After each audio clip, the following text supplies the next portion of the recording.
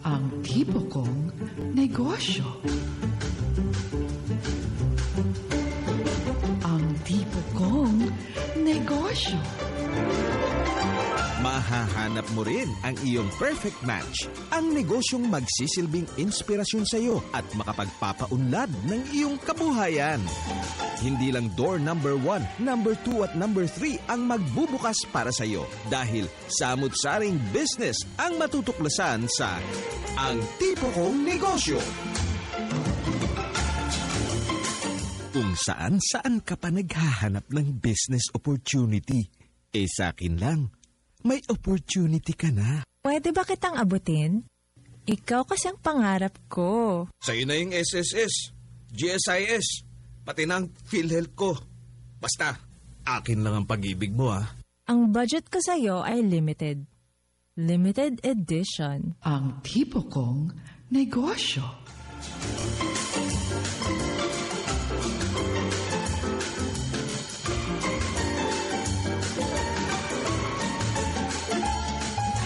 Sina Tess Ramirez at Direktor Thelma Dumpit Murillo sa Ang Tipo Kong Negosyo.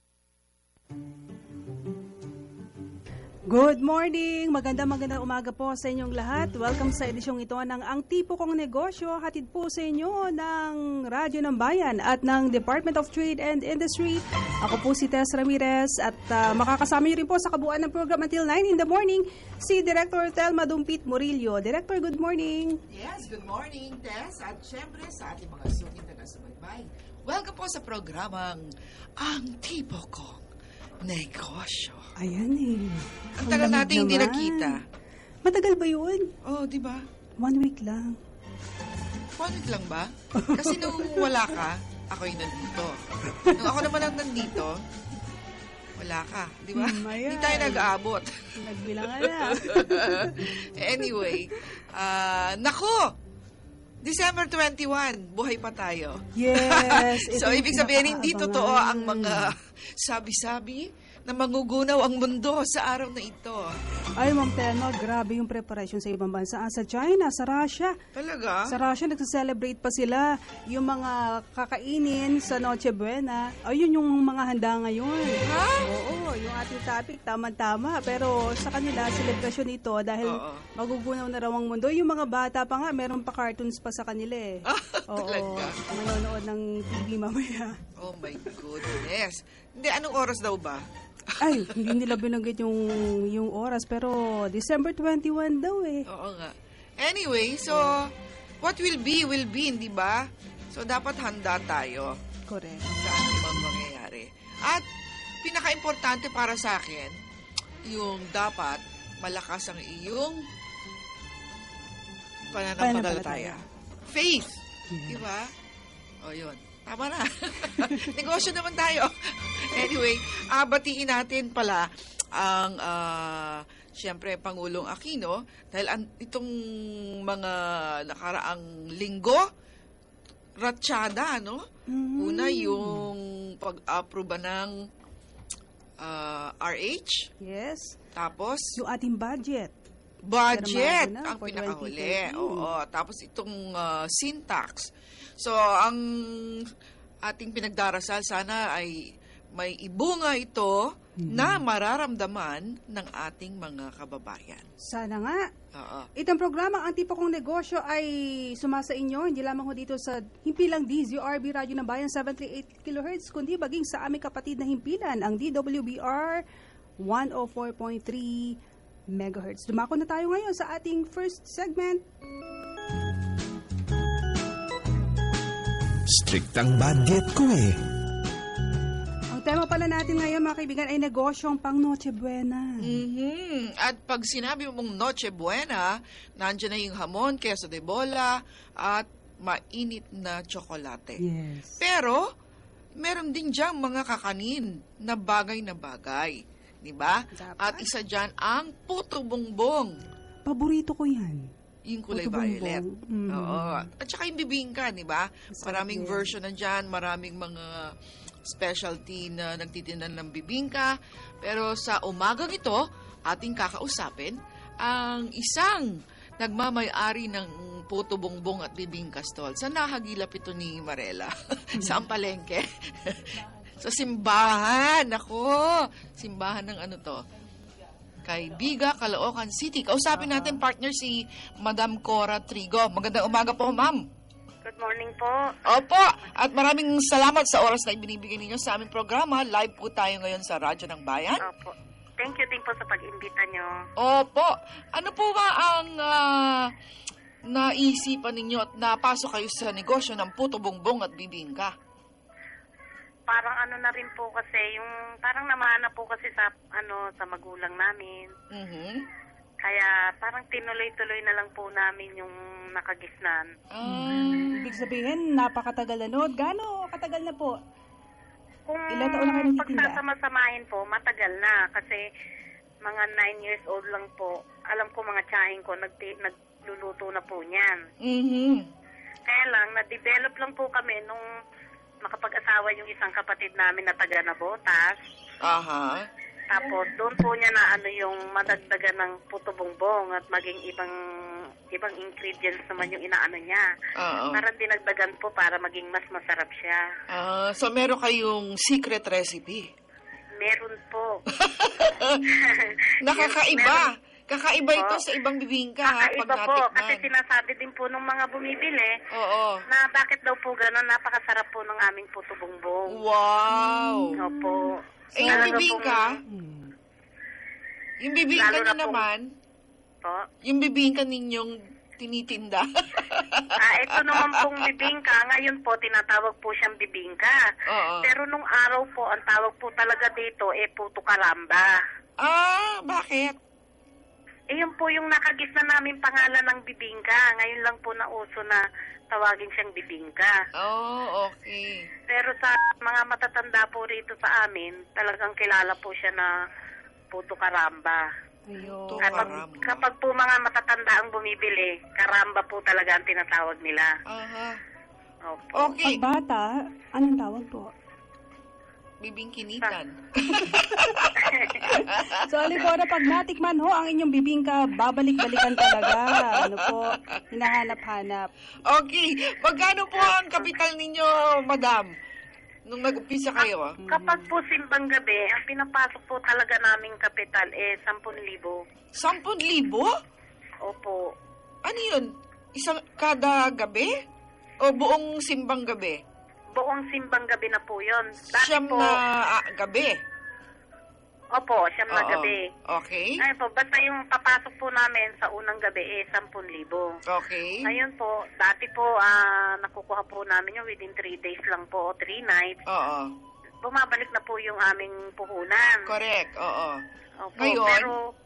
pero sa ngayon po, kasi nga sa kamahalan ng ating mga bilihin, Oo. tapos po yung mga tao medyo nagtitipid na rin. Kaya medyo, ano na po, 4 days. Matumal. Ibig Opo, sabihin, medyo matumal ang matumal. benta ngayon. Opo, ganon. Medyo matumal na po yung bentahan. Oh. December Opo, 21, kaya- matumal pa rin. Okay. Ngayon pa lang. Pero ngayon ang... pa, Oo. Alicora, hindi naman tuwing Pasko lang kayo nagtitinda, buong taon. Hindi po kami nagtitinda ng buong taon. Basta lang po pumasok po yung Berman. Oo. Doon lang po kami nag-i-start ng yung mga pamangkin. Opo, yung mga pamangkin ko po, nagkakanya-kanya na ng pwesto. Oo. Ganun po. Ako lang po, dito lang po talaga kami sa tapat ng bahay namin. Mm-mm. Kasi po yung sa akin, talaga pong may kasama akong Puto Karamba. Ayun. Opo, pag ako po talaga yung nagtinda, kasama na po yung Puto Karamba sa Puto Bongbong. Mhm. Kasi po, Alicora, kapag siguro, kaya medyo matumal ngayon dahil sa kamahalan, yung Puto Bongbong ngayon, 75 pesos na, kung di ako nagkakamali. Dati 25 lang yan. Magkano ho ba yung benta ninyo? Sa inyo po, magkano? Sa amin po, 15 pesos lang. Ay, 15 lang. Mura lang Opo, napakasarap na po. Ay, ba't hindi ka nagpadala? Ayan nga po, kung alam ko lang po na pinadala ko na doon kay Marjorie. Sige, Opo, nung sisingilin nagpunta po natin siya si rito. Marjorie. Si Marjorie po ang nag-ano sa amin. Sige. Okay. Opo. De, Ano loko po, lang po pagka yun. ano? Loko lang yun. Bawal ho yun sa amin. Bakit daw? Pwede mo po tutuhanin. Okay. So, so sabi ninyo, tuwing bare months lang yan. So, kapag hindi na bare months, ano nang negosyo ninyo? Paano kayo kumikita? Ano naman po, nagtitinda naman po ako ng mga itlog ng pugo, penoy. Tapos gumagawa po ako ng sarili kong bola-bola na gulay. Oo. Bola-bola Ang na aking- gulay. Gulay po, may singkamas, may carrot. Ba, okay din yun, ano? Opo, yun Oh, po. sige. Inaanoan ko, maglalaga po ako ng isda. Oo. Yun po, sinasama ko po doon yung galunggong. Oh! I-mix ko po siya. Parang squid balls, ganon. Opo, parang ganun siya. Pero mas marami po yung gulay niya. I Makikita po see. talaga pag niluluto yung gulay niya na lumalabas. Oo. Oh, ang dami nyo palang tinitinda. Ang aga-aga nyo sigurong gumising. Ano po? Opo, kapag ka, ano talaga, ang pinakagising ko po 3:30. Kasi po may estudyante po ako. Ayusin ko pa, tapos saka Oo. lang po ako mamamalengke. Oo. O, ngayon pag po ganun. ay Alingcora, December 21 na. Anong wish nyo sa Pasko? Po, Anong wish po ninyo sa Pasko? Wish. sana nga po maging masagana tong Pasko namin eh. Oo. Pero dahil nga po sa, medyo na. Pero, ito po kasing hanap buhay namin na to, hindi lang po naman ako ang nakikinabang. Kumbaga po, buong pamilya ko po. Mm-mm. Opo, kasi po, ito pong, na to, lahat po kami halos, 11 po kami magkakapatid. Naku! Kokonti ano? Opo, kabilang po ako sa, kabilang po ako sa ganun. Kaya po ito, kapag kasimbang gabi, tuwang-tuwa po kaming lahat.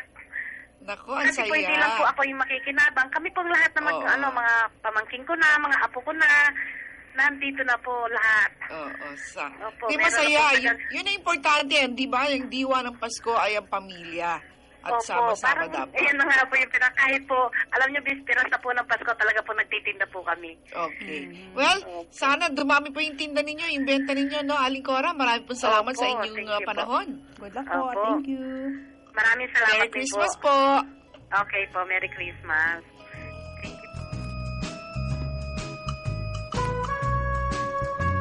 Yan po mga kaibigan, si Aling Cora, si Miss Cora Trigo, business owner ng Puto Bumbong at Bibingka Stall. Sa susunod siguro sa kanya na tayo bibili, Director, sapagkat mura lang yung kanyang tindahan. Pwede no? naman daw pala mag-order ahead of time. Yes. Oo, mura-mura, 15 pesos. Mm-mm. Eh, ikumpara mo dun sa mga yung mga branded. Nasa pwesto. Pati Mahal Puto talaga. Bumbong branded na ngayon. Alam mo Halos ba? 100 Okay. per piece. Ilan munang paalala? Magbabalik po kami. Bumagyo, nasira ang bubong, mag-home improvement loan. Kailangan ng dagdag na kita? Mag-livelihood loan. Paano na ang pang-enroll ni Boy? Mag-educational loan. O di kaya'y pagod at kailangan mo nang mag-relax. Pwedeng mag-wellness loan o mag-vacation loan. Lahat ng ito at para sa iba pa ninyong pangangailangan, handang tumulong ang Pag-ibig Fund. Tawag na sa 724-4244 o bumisita sa Pag-ibig Branch para mag-inquire tungkol sa multipurpose loan program. Sa pag-ibig, ang pinaghirapan, may katuparan.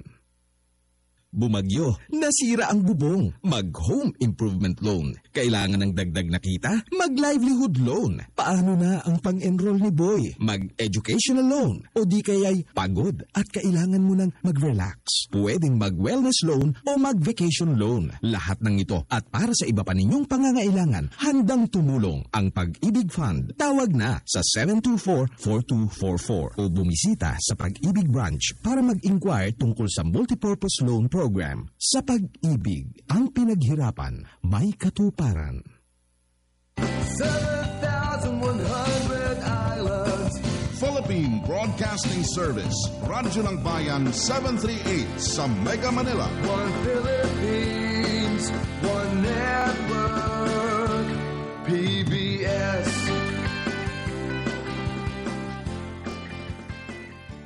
Sina Direktor Thelma Dumpit Murillo at Tess Ramirez sa Ang Tipo Kong Negosyo.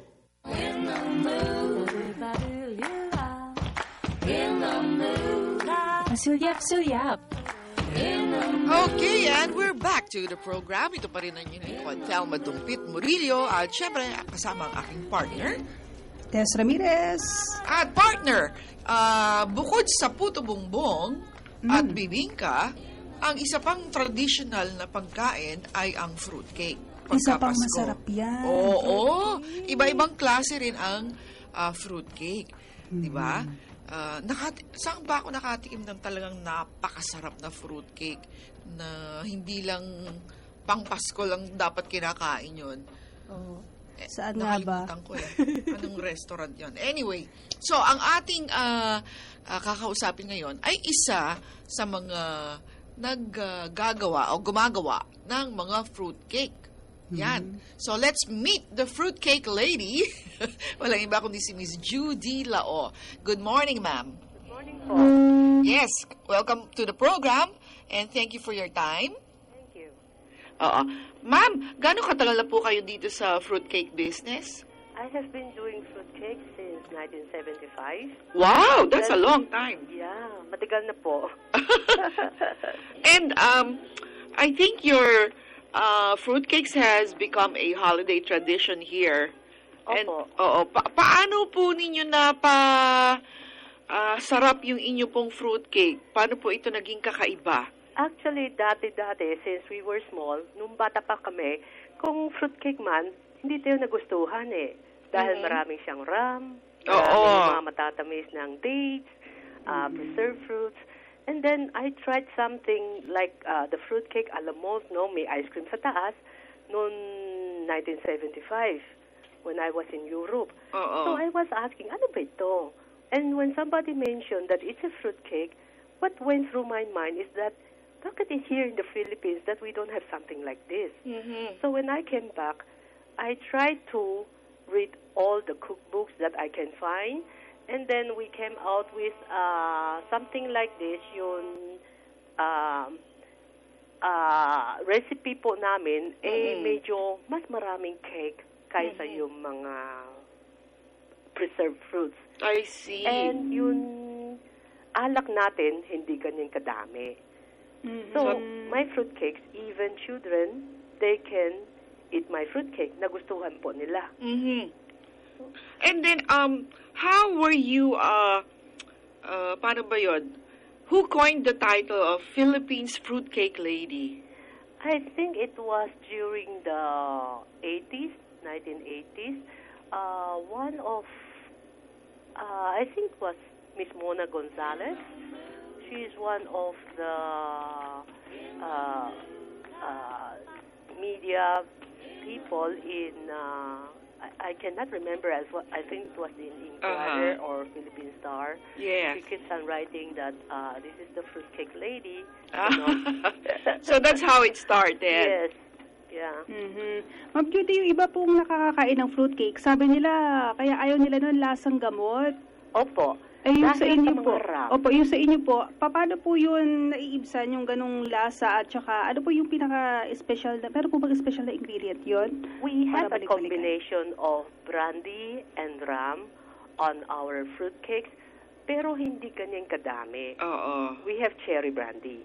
So it is more fruity talaga. Yes, that's right. It's accepted by children. Once the fruitcakes is accepted by children, okay na siya. Okay. So that's your test. Pag nagustuhan ng bata, then okay siya. Opo. And we have what we call the chewy chookies. Actually, those are the fruitcake cookies. Okay. I have a client from Cebu. Every year he comes to Manila. Whenever he buys fruitcake from me, yung bang challenge niya is like, Judy, I want to have a fruitcake that I don't need to use knife. Every year, kinukulit niya ako na I want a fruitcake without using a knife. So, finally, we decided, okay, there should be a fruitcake cookie. So we came out with the chewy chookies. I see. Wow, that's innovation for you. So, and when people ini-export nyo na rin po ba itong fruitcake ninyo? For the world to taste. Yeah, actually, I have clients who buys from me. There is a Mrs. Bernardo. She buys fruitcakes from me. She buys the chewy chookies, and she sent it to London for her son. Oh, really? And what about the shelf life? Oh, no problem with that. I have the brother of Director Soki Fernandez. Once he called us up, and he said he has the fruitcake for more than 5 years. So 5 years? 5 years. Without refrigeration na, mind you. Really? So, I was so alert. I said, teka, ano ba ito? Parang, I don't know you. Are you trying to, you're trying to fool us or something? Yes. And he said, no, I'm the brother of Toki Fernandez. And I remember, yeah, they are clients, no?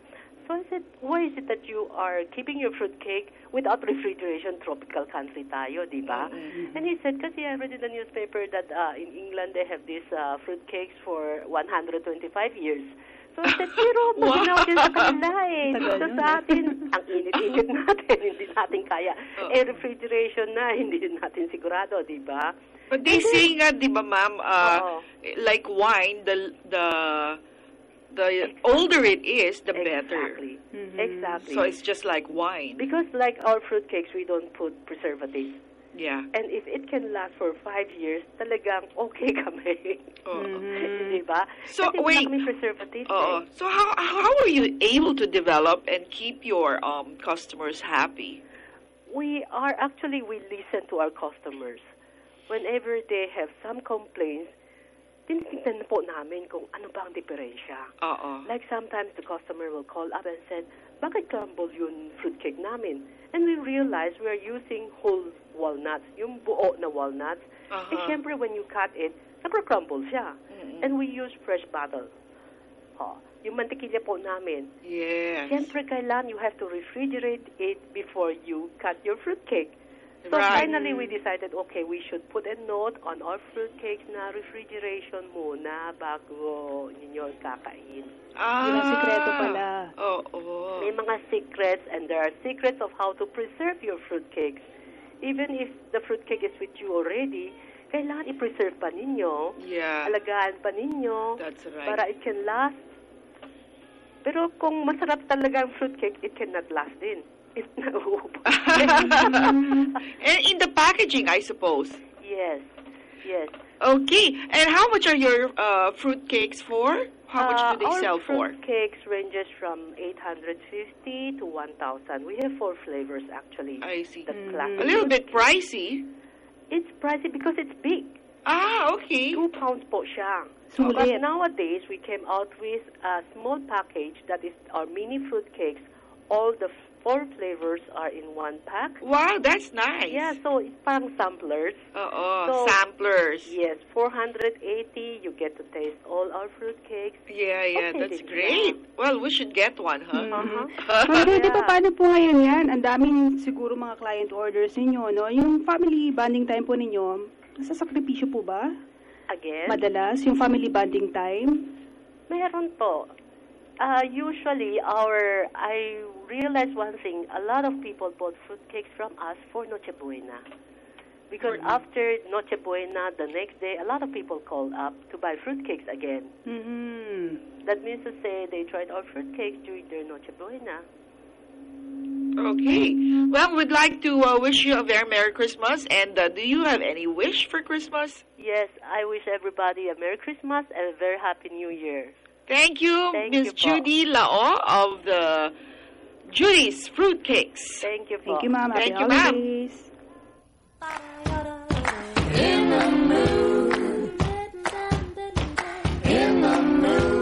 Meron na tayong 33 minutes. Makalipas ang 8 o'clock, magbabalik po ang programang Ang Tipo Kong Negosyo. Bumagyo, nasira ang bubong, mag-home improvement loan. Kailangan ng dagdag na kita? Mag-livelihood loan. Paano na ang pang-enroll ni Boy? Mag-educational loan. O di kaya'y pagod at kailangan mo nang mag-relax. Pwedeng mag-wellness loan o mag-vacation loan. Lahat ng ito at para sa iba pa ninyong pangangailangan, handang tumulong ang Pag-ibig Fund. Tawag na sa 724-4244 o bumisita sa Pag-ibig Branch para mag-inquire tungkol sa multipurpose loan program. Sa Pag-ibig, ang pinaghirapan may katuparan. Bumagyo, nasira ang bubong. Mag-home improvement loan. Kailangan ng dagdag na kita? Mag-livelihood loan. Paano na ang pang-enroll ni Boy? Mag-educational loan. O di kaya'y pagod at kailangan mo nang mag-relax. Pwedeng mag-wellness loan o mag-vacation loan. Lahat ng ito at para sa iba pa ninyong pangangailangan, handang tumulong ang Pag-ibig Fund. Tawag na sa 724-4244 o bumisita sa Pag-ibig Branch para mag-inquire tungkol sa multipurpose loan program. Sa Pag-ibig, ang pinaghirapan may katuparan. 7,100 islands. Philippine Broadcasting Service, Radyo ng Bayan 738 sa Mega Manila. One Philippines, one network. PBS.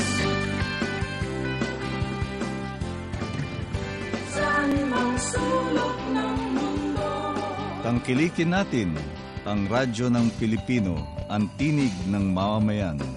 Ito po ang inyong lingkod, Secretary Sunny Coloma, dito sa DZRB, Radyo ng Bayan, 738 kHz. Konektado ka. Pinoy, konektado ka. Pinoy, konektado ka. Pinoy, konektado sa PBS. Sina Tess Ramirez at Direktor Thelma Dumpit Murillo sa Ang Tipo Kong Negosyo. Tuloy-tuloy po ang programa Ang Tipo Kong Negosyo, talagang nakakabusog at yung iba ginugutom na sa ating tinatalakay dito, Director Thelma. Tama ka dyan. Gutom na nga ako eh. Kaya hindi na makasalita. Hindi.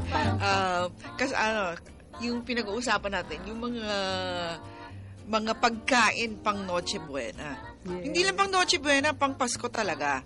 Diba? At napag-usapan na natin yung puto bumbong, bibingka, fruitcake, puro mga pampataba. Ayoko na mga yan, mga pampataba. Diba? Isa pa tong pampataba itong susunod ngayon. Chocolate. Ayan. Ano ba yung kaibahan ng chocolate at chocolate Aba, may ganon? Oo, meron. Oo. Ano kaya yun? No? Hindi mo ba binasa yung sa No Limit Tangere ba yun? Si Doña Victorina? Nandun, yung chocolate at saka Ayan, so, alamin natin ha. At yung iba't iba pang mga sekreto patungkol sa tsokolate sa segmentong ito. Achy Breaky Business. Bakit kaya achy breaky business, Marela? Siguro dalugi ba siya? Paraan lang, no? Oo. Okay. Anyway, ang tsokolate ay galing yan sa kakao, partner. Alam mo ba yun? Mm-hmm. Marami tayong kakao dito. Ay, sabi ng scientist, Director, yung kakao best for the antioxidant. Brain. Tsaka sa brain. Sa brain? Inaalam na brain ngayon. Food? Bakit? Makakatulong sa may Alzheimer's disease. Kasi may sangkap yung kokwa natin na makakatulong sa brain. Para sa memory. Sino ka? Anong ginagawa ko dito? Kailangan ko ng kakao. Okay, kausapin na natin. Nasa linya na ba? Yes. Okay, ang may-ari ng Antonio Puello Incorporada, walang iba kundi si Miss Patricia Limpe. Good morning, ma'am. Magandang umaga po. Yes. Merry Christmas o maligayang Pasko. Yes, Merry Christmas din po. Maligayang Pasko rin po. At syempre, kamusta po ang ating negosyo sa mga panahong ito? Medyo busy kami kasi we are the Christmas chocolate. Yes. Kaya ang gulo-gulo namin kasi marami kami mga kliyente, iba-iba yung ginagawa. So, hindi kami habol ng production kasi... Talaga? Wow, that's a nice problem. That's a nice problem nga. Especially for business people.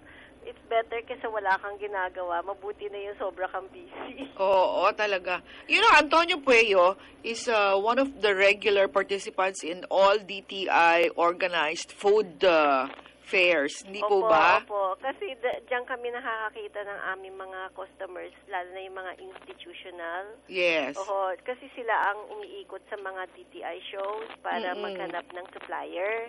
That's right. Small hanggang big companies naghahanap through the shows, mga exhibitors. Paano ho ba nag-umpisa ang Antonio Pueyo? Ano ito kasi sa mga small areas ng Philippines, talagang marunong sila gumawa ng chocolate na tinatawag nilang tableya. Sineshape nila ng balls, tapos sineserve sa almusal kasi traditional na breakfast food siya. Hindi lang siya drink considered food siya, inahalo sa champurado. Nung panahon pa ng Kastila? Panahon pa ng Kastila kasi ang source talaga ng kakao, hindi ho dito sa Asia, galing ho siya sa South America. Mga lumang pagkain yan ng mga Mesoamericans, yung mga Aztec, mga Incan, Mayan. Galing sa kanila ho ito. Nag-grow siya ng wild dati sa mga rainforest. Ang first record ng yung mga cacao trees, 600 BC, meron na silang record na tumutubo doon sa South America. Tapos dala ng Kastila dito kasi meron tayong tinatawag nating galleon trade. Mexico, Acapulco, tas Manila. So nakakarating ng Philippines, and then nagdala na rin sila ng planting materials. Kasi malapit naman tayo sa equator, ideal din yung area natin for growing cacao. Tawag nila dito sa Philippines and the areas 20 degrees off the equator, ang tawag nila chocolate belt. Talaga? Yan yung area pwede ka magpatubo ng cacao and other important tropical fruits and flavorings like coffee, vanilla. Dito siya nag-grow. So, yung kumpanya po ninyo, paano po nag-umpisa naman yan? Si Mr. Pueyo, he was my predecessor. Siya yung aming first generation na chocolate maker. Dumating siya dito, as ulila kasi siya, so sakristan siya ng mga pare. Yung ninong niya, isang praile, tinuruan siya gumawa ng kakao para sa mga praile. So, dati kasi yung paggawa ng tsokolate, sikreto. At saka ang mga nakamaster niyan, yung mga nasa kumbento, mga praile, mga madre, sila lang talaga ang gumagawa. So, naturuan siya, and siya yung gumagawa para sa kanila. At naka-base sila sa Intramuros. So, nandun siya hanggang binomba ng mga Hapon yung Intramuros. Tsaka lang siya nalipat ng Quezon City. Negosyante na pala yung mga praile at baswerte yung kanilang mga naturuan. Kahit dito yung mga good shepherd sa Baguio, they're very good at making food products na binibenta nila. At hindi ka makapasok sa kusina nila, talagang sikreto yung paggawa ng mga jam. Oh my God. Oo, kasi yun extra income for them. That's at right. saka talagang sila, secret recipes nila yan. Yes. Opo. So, si Antonio Pueyo was the sacristan. He was the sacristan. Kasi ulila siya, so parang naawa naman yung mga praile sa kanya, lalo na yung ninong niya. Sabi daw niya, tuturuan kita ng isang parang trade na kaya buhayin ka for the rest of your life. So tinuruan siya ng paggawa ng cacao, and he's the one making for them until nag-asawa na siya. So siya na lang nagsusupply sa kanila. In the course of his business, bumibili siya ng makina kasi dati yung paggawa ng kakao, mano-mano. And he was able to buy mga second-hand, third-hand na machines, which is very important pala sa paggawa ng tsokolate. Ayun. Paano mga gumawa ng perfect chocolate? If you're talking about perfect chocolate, depends what kind, pero yung sa atin, yung tinatawag nating kakao is just semi-processed for cooking and baking and drinking. So, yung kakao natin dito, it's different process from making candy. So, yung mga modern factory, hindi nila kaya gawin yung kakao kasi iba yung proseso niya. Kagaya sa amin, we start from the bean, we roast it, may balat pa siya. Okay. Kasi parang mani siya, meron siyang balat, pero mas makapal. So, isasangag mo siya ng mataas na apoy hanggang thoroughly cook all the way inside. Yung modern factory naman, baliktad siya, babalatan muna niya. Okay. Tapos babasagin niya, tapos isasangag niya. Hindi niya masangag ng sagad-sagad kasi masusunog. So ibang-iba yung factory na yung after the 20th century, yung mga factories nila is already modernized, and then part of the factory setup, meron sila isang machine na nagsisqueeze ng fat. Kasi natuto sila mag-alkalize ng chocolate. So, nilalagyan nila ng something chemical para instead of acidic, magiging alkaline siya. Pag alkaline siya, mahihiwalay mo na yung taba sa kakao. Kasi yung masa niya, pwede nang hiwalayin, tapos binibenta nila yung mantikilya ng kakao ng mataas na presyo sa mga ibang industriya. So, marami palang byproducts. Ay, marami ho. Actually, principal product yung kasi 50% ng kakao is really fat eh.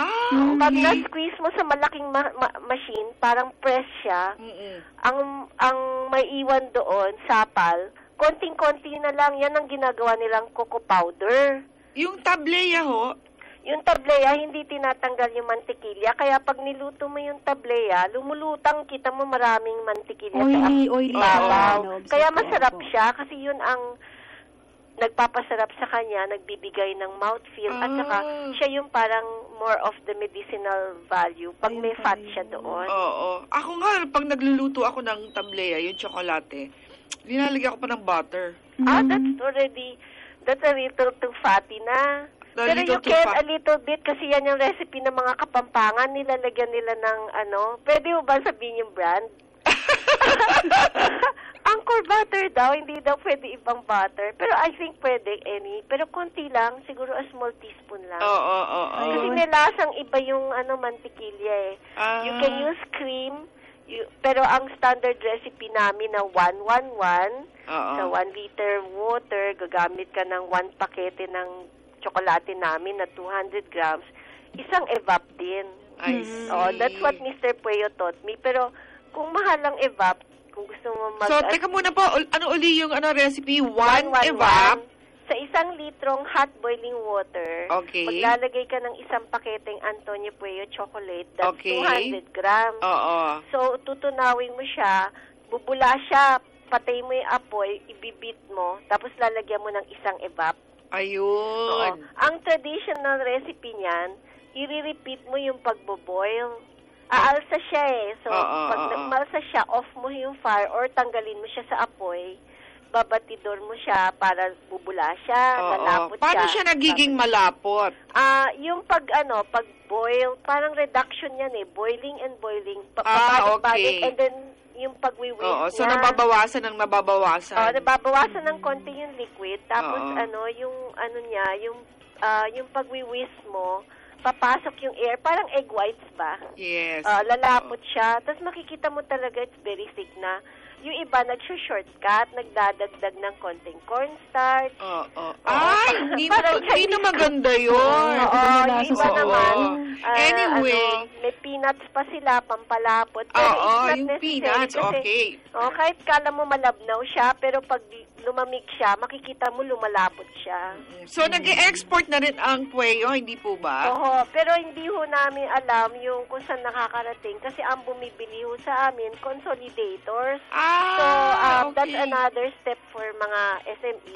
Hindi kami nag-export direct kasi wala kaming kakayahan para At saan po kayo nagsosource ng inyong cacao beans?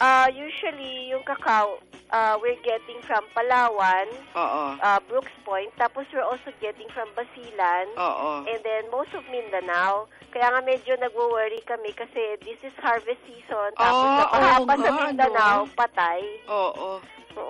Ano kasi bagay na bagay. So, meron po bang kakulangan tayo sa raw material? Ay, matagal na. Nag-research na ako doon sa library ng DA. Yung mga magazines nila na 1950s, mga agriculture magazines, nag-a-advertise pala si Mr. Pueyo doon, naghahanap ng kakao. Talaga? He's buying kakao na may advertisement. Talagang it's always been a problem here kasi malakas tayo sa pag-inom ng chocolate. Pero Mampat, ngayon may project ang DA, na panalawakin ang cocoa plantation natin. They tried their best naman, but mabuti nga ho, nakuha namin sila through the years na i-consider ang kakao as an important commodity. Kasi dati parang kinonsider nila yung kakao sunset, parang ganun. Pabagsak na. But the consumption of chocolate is growing all over the world. Sa Pilipinas nga, parang 97% ng cacao used by the chocolate factories are all imported. Kasi we don't have enough supply. Dito lang Wow, sayang. Ang dami pa natin sanang pag-uusapan, pero kapos na po tayo sa panahon. Ay, thank you. Oo. Anyway, thank you for your time, Miss Limpe, and we wish you a very Merry Christmas. I hope everybody doesn't forget to drink chocolate this Noche Buena kasi yan ang tradition nating Pilipino, pati Medianoche, which is New Year's Eve.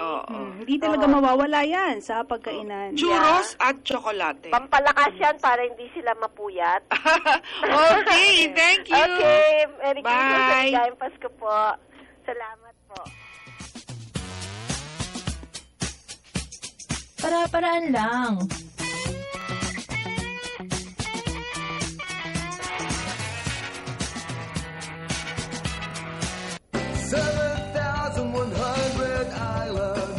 Philippine Broadcasting Service, Radyo ng Bayan 738 sa Mega Manila. One Philippines, one network, PBS. Bumagyo, nasira ang bubong, mag-home improvement loan. Kailangan ng dagdag na kita? Mag-livelihood loan. Paano na ang pang-enroll ni Boy? Mag-educational loan. O di kaya'y pagod at kailangan mo nang mag-relax. Pwedeng mag-wellness loan o mag-vacation loan. Lahat ng ito at para sa iba pa ninyong pangangailangan, handang tumulong ang Pag-ibig Fund. Tawag na sa 724-4244 o bumisita sa Pag-ibig Branch para mag-inquire tungkol sa multipurpose loan program. Sa pag-ibig, ang pinaghirapan, may katuparan. Bumagyo, nasira ang bubong, mag-home improvement loan. Kailangan ng dagdag na kita? Mag-livelihood loan. Paano na ang pang-enroll ni Boy? Mag-educational loan. O di kaya'y pagod at kailangan mo nang mag-relax. Pwedeng mag-wellness loan o mag-vacation loan. Lahat ng ito at para sa iba pa ninyong pangangailangan, handang tumulong ang Pag-ibig Fund. Tawag na sa 724-4244 o bumisita sa Pag-ibig Branch para mag-inquire tungkol sa multipurpose loan program. Sa pag-ibig, ang pinaghirapan, may katuparan. 7,100 islands. Philippine Broadcasting Service, Radyo ng Bayan 738 sa Mega Manila. One Philippines, one network, PBS.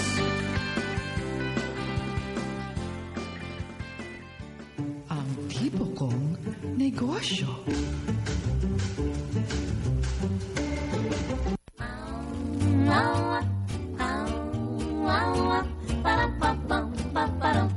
Okay, at sa huling bahagi ng ating programang Ang Tipo Kong Negosyo ay pagkain pa rin ang pag-uusapan natin, partner. Walang Siguro, patin na pagkatapos ng pagkain. edition na ito, nakagain na ako ng 10 pounds. Ang Grabe. bilis naman, 10 pounds ka agad. Kumain ka ng puto bongbong, kumain ka ng bibingka, hinaluan mo pa ng tsokolate. Oo nga naman. Di ba? 10 pounds! Pagkasama-samahin, talagang, nako kayo, ingat sa pagkain ng mga matatamis. Ay, talaga. Pero ngayon, exemption muna kasi pag-uusapan natin halo-halo. Yeah. Matamis pa rin. Okay, nasa linya na natin ang ating pong susunod na panauhin, ang General Manager ng Escaba Sweets. Ito, partner, exciting at saka interesting yung kwento kung paano sila nag-umpisa. Magandang umaga po, ma'am. Magandang umaga po sa inyo. Yes! How are you? Nako, sigurado akong lalo katataba. Oo nga eh. Ang hirap pa naman makaiwas. Diba? Ay, oo. Sinabi mo pa. Nako. Pero sabi nila, kung ang ang chef mo sa kusina payat, wag daw ninyong pagkatiwalaan. Dapat mataba para masarap. Anyway, paano po nag-umpisa ang Escaba Food Products, ma'am? By accident ito. Kasi yung asawa ko nawala ng trabaho, kaya nag-isip siya ng kung anong magandang negosyo. Aha. Humingi siya ng payo dun sa tatay niya na kung anong maganda. Nagkataon yung tatay niya, namimili ng makapuno niyog. Aha. Kaya sabi niya ng tatay niya, ikaw na lang magluto nitong makapuno na dinadala niya sa Divisoria. Aha. Doon nagsimula yun. Simula noon. naging isang negosyo na. Ay, wow. Ang ganda naman. Divisoria lang ang binabagsakan namin noon. Pero ngayon ay nakakaabot na rin sa ibang bansa. Siya ang pinag-manage ng business. Paano na po yung tatay? Hindi na ho niya hinahawakan? Wala na yung tatay. Namatay na. Yung nagsimula lang kami ng 1,000 piso, isang kalan at isang stove. Isang kalan at isang kaldero. So ngayon po ay lumaki na yung inyong pagawaan? Sa tiyaga po. Opo. So, gaano kalaki na po ang inyong factory ngayon? Maliit pa rin naman. Pero malaki na po ang kita. Konti lang. Hindi naman ganong kumikita. Okay lang po yan. Hindi naman nakikinig ang BIR. Okay. So ano pong maipapayo ninyo doon po sa ating mga tagapakinig na gustong mag-umpisa ng negosyo? Ng kahit anong negosyo, hindi naman kailangan na maging halo-halo. Oo, kahit anong negosyo na yung mamahalin at pangangatawanan ay uunlad naman siguro. Nasa tao na yun kung kanyang mamahalin at saka yung tawag ba doon, yung pangangatawanan nga, yung hindi ko alam kung anong i-explain. Basta yung mamahalin mo, yung masaya passion, ka doon sa ginagawa mo, may passion, masaya ka doon sa ginagawa mo, siguro naman ay uunlad kahit anong negosyo. Ma'am Perla, maliit man o malaki. Yes, that's right. Yes, kayo po ba humingi ng tulong sa DTI at DOST para pumapaunlad ng inyong negosyo? Opo. Sila po yung tumulong sa amin. DTI, DOST, ITDI, yung mga consultants nila. Sila yung palaging may mga pa-training. Sumasali po kayo dun sa mga pa-training po ng DTI at DOST. Opo. Yung pong mga gamit, meron po bang gamit na naipahiram sa inyo, nabigay sa inyo? Ay, ngayon pa lang kami nag-apply yung setup nila. Sa DOST setup. Oo, baka next year na mapakabit yun. I see. Machineries para automated na yung aming peeling machine. Wow! Automated na. Oo. Malaki magagawa sa production yan. Oo. Para bumilis ang production. Correct. Okay, nag-e-export na rin po kayo, ma'am? Opo, meron pong konti. Pero indirectly pa rin. Indirectly, meaning merong trader or consolidator? Consolidator, I see. At ano po ang brand ninyo? Yung Sweet Festival po, yun ang export namin. Ano po yun? Sweet Festival by Escaba. Okay. So, locally naman, ano po ang pangalan ninyo? Escaba pa rin. Escaba pa rin. Opo. Okay. At ang balita ko yung inyo pong facility 3 hektarya lang ang laki. Hindi naman. Maliit lang.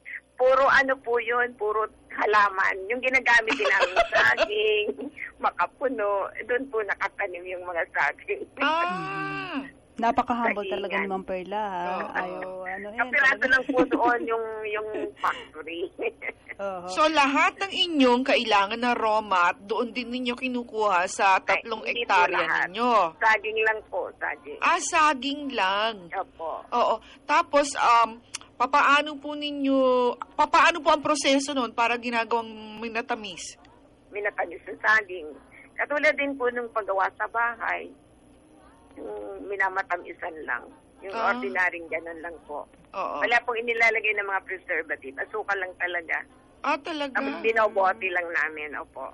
So, ang importante doon, partner, yung malinis, di ba? Yes. Dapat At lang. saka yung sugar, hindi po ba, ma'am, ang sugar natural preservative yon? Yun lang ang ginagamit namin, sugar lang. Oo. Bawal na po yung mga preservatives sa Amerika at saka yung mga kulay-kulay. Oo. Yun, correct. So, okay, ano yung mga inaano po ninyo?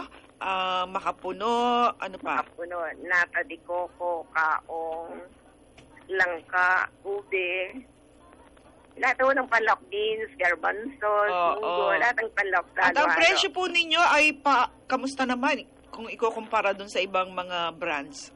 Kung ano pong lumalakad na presyo sa palengke. Oo. Pare-parehas lang, hindi ka naman pwede pong magtaas. Okay, kung yan po ay minanang negosyo, kayo po ba ay may pagmamanahan din ho ng negosyo Wala na yan? pa nga. Pero may anak naman kami. Pero walang yun lang hilig. magmamanage. Walang hilig. Yun lang magmamanage. Opo. Naku, yun ang Pero problema. marami naman akong tao dito na mapagkakatiwalaan. I see. Naku, importante yun. Papaandar na nila kahit ako wala. Huwag naman. Kahit ako'y naglalayas. Ayo. Okay. Naku, have a Merry Christmas po, ma'am. Salamat po sa inyong time. Sa inyo rin po. Opo. Thank you. Thank you po. Happy holidays. Bye-bye. Bye. Dumpit Murillo at Tess Ramirez sa Ang Tipo Kong Negosyo. 2 minutes na lang bago mag 9 o'clock. Partner, at 4 days na lang bago ang Pasko. Yes. Kaya ang aming pagbati sa inyo pong lahat, Merry Christmas.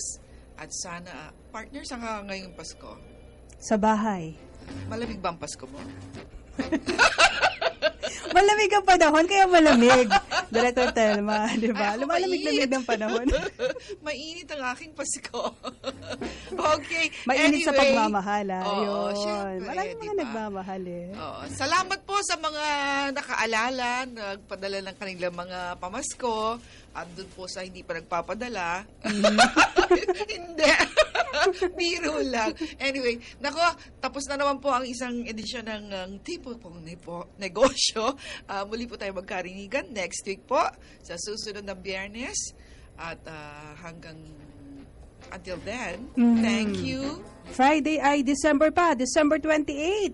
Oh, 2012. so maghahanda naman tayo sa bagong taon. Correct. 28. Merry Christmas, partner. Happy holidays, Director Telma. Do Thank you good, for be listening. felt, and make a difference. Have a nice weekend, everyone. Ito po ang inyong likod, Telma Dumpit Murillo. Ako po naman si Tess Ramirez. Maraming salamat din sa aming producer na si Miss Marela Jem Castro at sa technical side. Thank you kay Engineer Rita De Los Santos, Engineer Jet Canco at sa DWBR Tech na si Mr. June Paladan. Ang oras sa hudyat, ganap ng 9:00 ng umaga. Radyo ng Bayan,